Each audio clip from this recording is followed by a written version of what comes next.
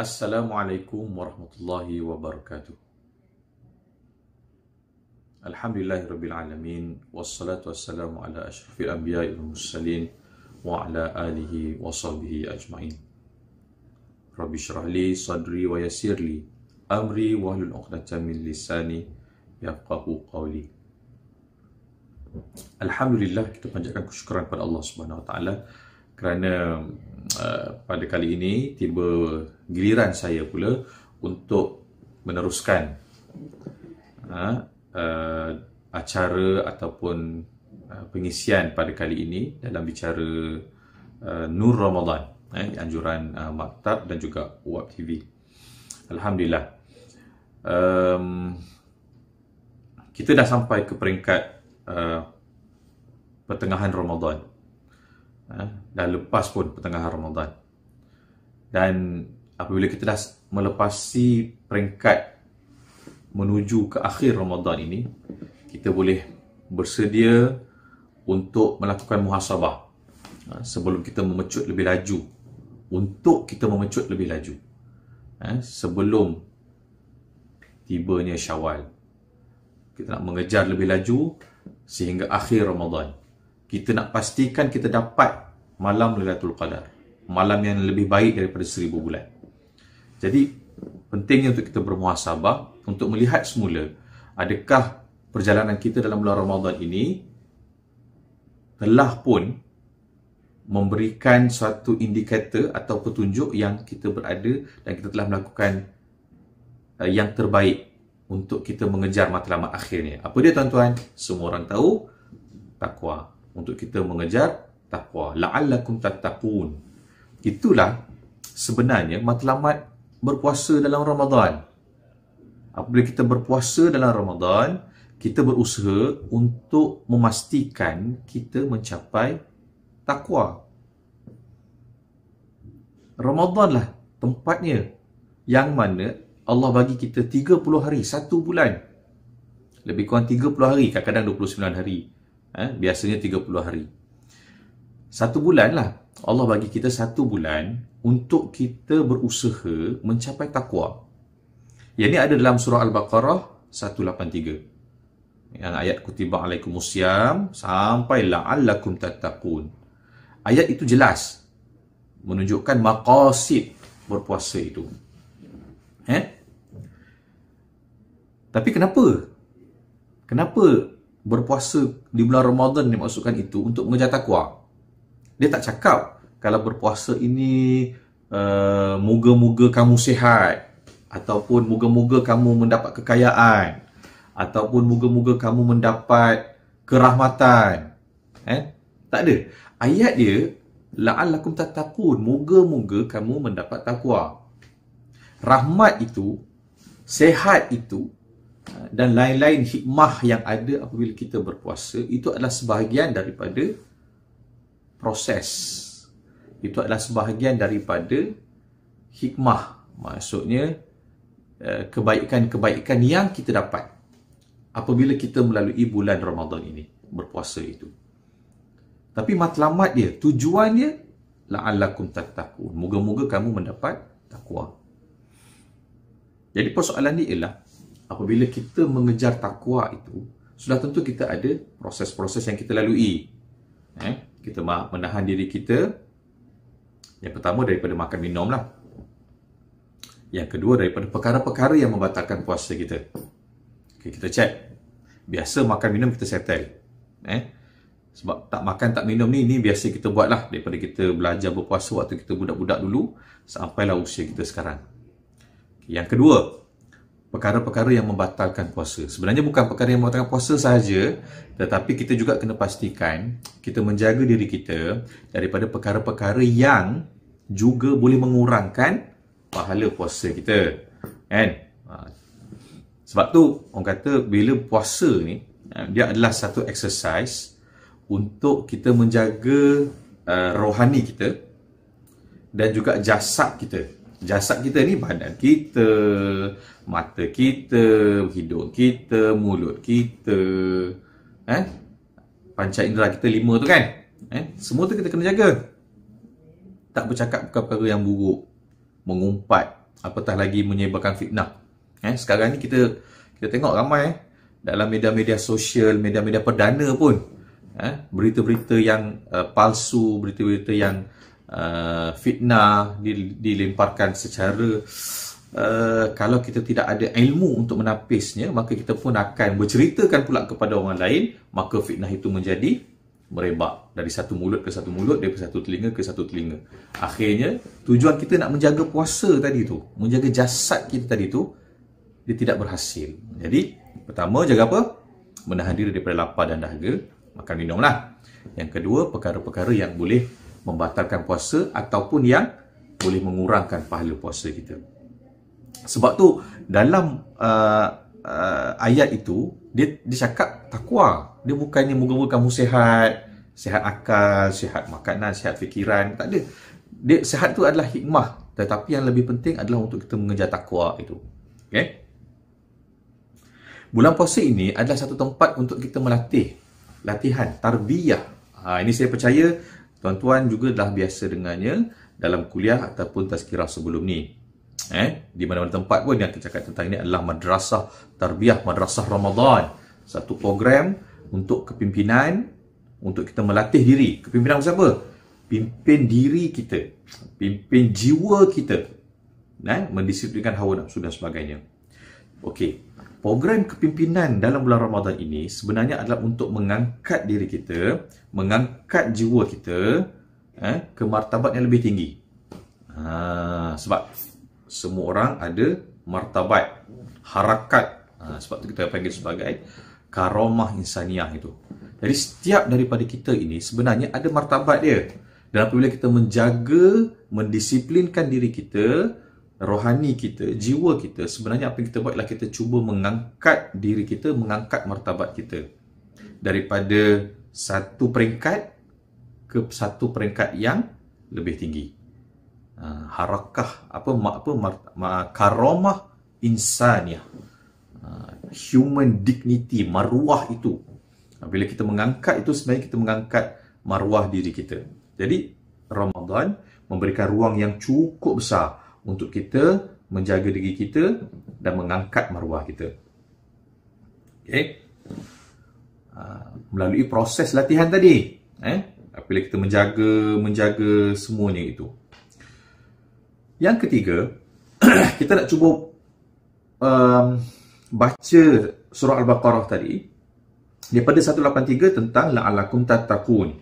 Kemudian kita baca lagi, kita baca 185 misalnya. Kita ke depan 2 ayat. Kita baca dalam 185 dia ada cerita pula la'allakum tashkurun. Moga-moga kita bersyukur. Jadi dia sebenarnya ada kesinambungan daripada pemahaman kita apabila kita meneliti dan menghayati kembali apa yang ditulis, apa yang ada dalam Al-Quran. Takwa itu adalah suatu kualiti yang amat penting untuk akhirnya apabila kita keluar daripada Ramadan dan kita akan bergerak ke 11 bulan yang akan datang, adalah untuk kita mengejar syukur, untuk kita beroleh syukur.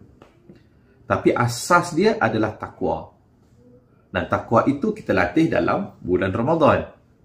Bila kita keluar daripada bulan Ramadan, kita bawa kualiti diri yang ada pada kita, yang kita dah angkat martabat kita tadi itu, untuk kita teruskan kehidupan kita di atas muka bumi ini. Kalau seorang guru, dia mengajar. Kalau seorang polis, dia menjaga ketenteraman awam. Kalau dia seorang pemimpin, dia menjaga negara dan sebagainya. Jadi masing-masing kita akan teruskan kehidupan kita selama 11 bulan yang akan datang, mentadbir alam sebagai khalifatullah di atas muka bumi.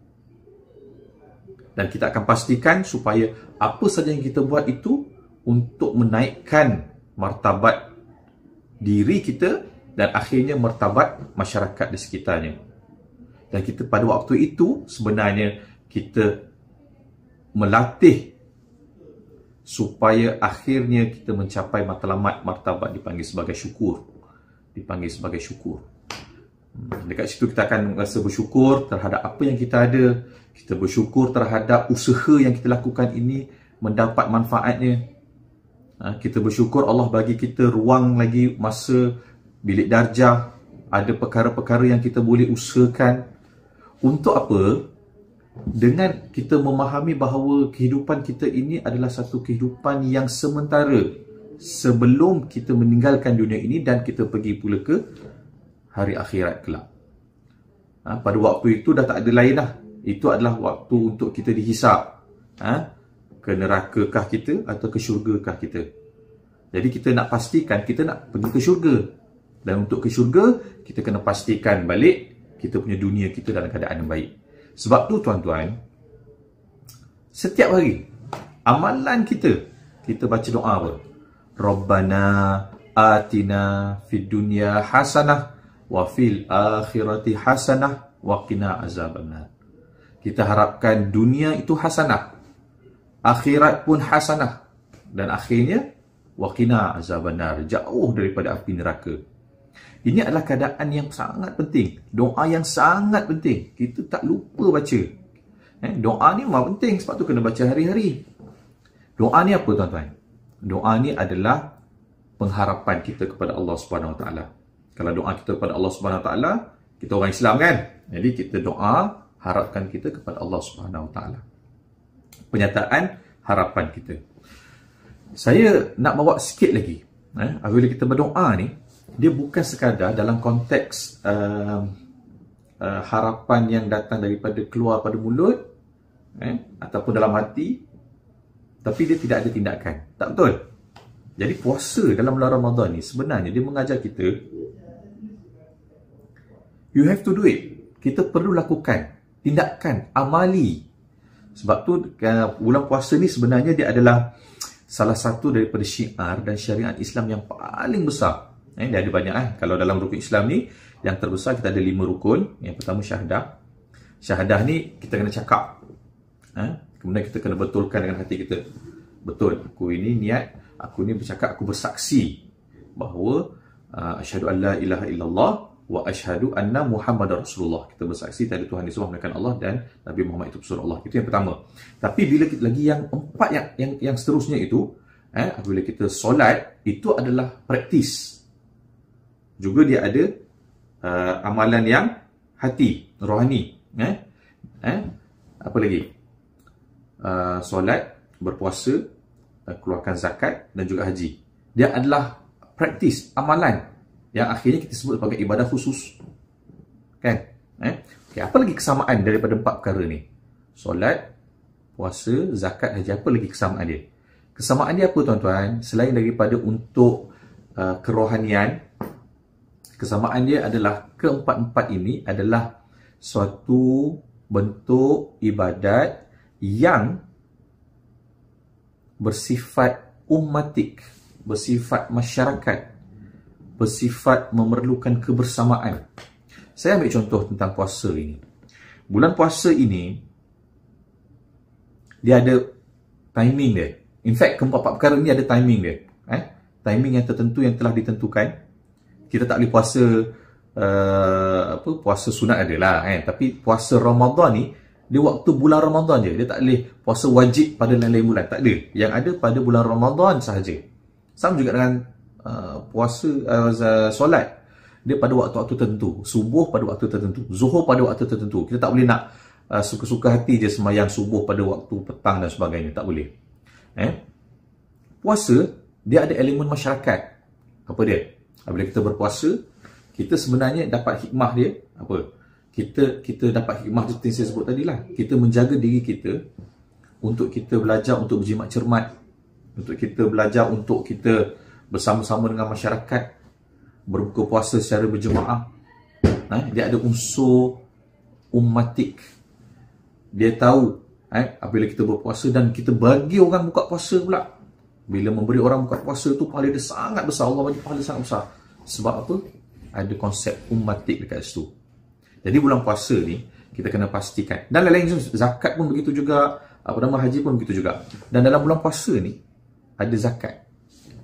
Bulan Ramadan ni dia ada 2 ibadat dalam rukun Islam. Yang pertama berpuasa, yang kedua zakat fitrah. Zakat fitrah ni clear is about umatik, centric, berpusatkan umat. Semua orang kena berpuasa, baik kamu kaya atau kamu tak berapa kaya. Zakat fitrah semua orang kena bagi. Sama ada kamu baru lahir, kamu tak mampu ataupun kamu mampu, kena bagi zakat fitrah. Itu adalah tuntutan kepada semua orang Muslim. Tapi dia baby, dia baru lahir, takkan dia pun kena juga? Ya. Bapak dia lahir kena bayarkan, yang jaga ni jaga bayarkan. Tapi dia kena bayar juga. Itu maksudnya. Maksudnya pentingnya Ramadan ini adalah suatu bulan yang mana bukan sekadar praktisnya itu kepada rohani kita, tetapi juga praktisnya itu adalah untuk semangat kemasyarakatan, ummatik. Sebab tu saya selalu tekankan bahawa Ramadan ataupun Islam itu, Ramadan adalah bulan ummatik. Dan sebenarnya Islam itu sendiri adalah satu agama yang sifatnya ummatik sentrik, berpusatkan umat. Dan akhirnya kita menganut agama Islam, kita beramal dengan amalan Islami yang disyariatkan ibadah khusus itu, dan amalan-amalan yang Islamik yang menunjukkan syiar-syiar Islam seperti bersyukur, seperti memberi sedekah kepada orang. Apa lagi? Amalan-amalan Islamik yang ummatik, bekerja bersungguh-sungguh tuan-tuan. Itu juga adalah amalan Islamik yang ummatik. Kerana apabila kita bekerja bersungguh-sungguh dalam tugas kita, contoh kalau kita seorang guru, kita bersungguh-sungguh mengerjakan amalan kita sebagai seorang guru, ada passionate yang tinggi, kita menuntut ilmu profesionalism sebagai keguruan, kesan dia itu kepada anak murid kita. Kesan dia, anak murid kita itu akan menjadi seorang yang mengembangkan potensi setiap daripada mereka kerana kesungguhan kita tadi. Sebab tu saya katakan bahawa ummatik itu adalah satu sifat penting seorang Muslim. Dan insya-Allah kita pastikan, kita usahakan ini, kita tarbiyahkan diri kita, latih diri kita untuk menjadi ummatik sentrik dalam bulan Ramadan ini. Dan akhirnya kita teruskan sehingga ke 11 bulan yang akan datang, insya-Allah. Dan saya ingat la'allakum tattaqun itu, takwa itu insya-Allah kita akan capai. Macam mana kita nak tahu kita capai takwa tu? Yang pertama, sifat kita untuk memahami kesan dia. Yang pertama dari segi kerohanian. Rohani kita rasa semakin baik. Amalan kita, kerohanian kita semakin warak, semakin berkualiti solat kita lepas ni. Semakin berkualiti amalan kerja keseharian kita. Dan itu usaha kita. Dan akhir sekali apa, seperti yang kita baca tadi lah, dalam 186 tadi, kita bersyukur, ada nilai-nilai syukur dalam kehidupan kita. Jadi sebuah sedikit lah yang boleh saya kongsikan dalam bicara siri Ramadan, Nur Ramadan yang kali ini. Semoga dapat memberikan manfaat kepada penonton dan pendengar. Saya sudahi dengan harapan, menyampaikan harapan agar sama-sama kita teruskan usaha kita untuk kita mengejar takwa dan terus memastikan amalan harian kita ini mendapat memberikan manfaat kepada masyarakat.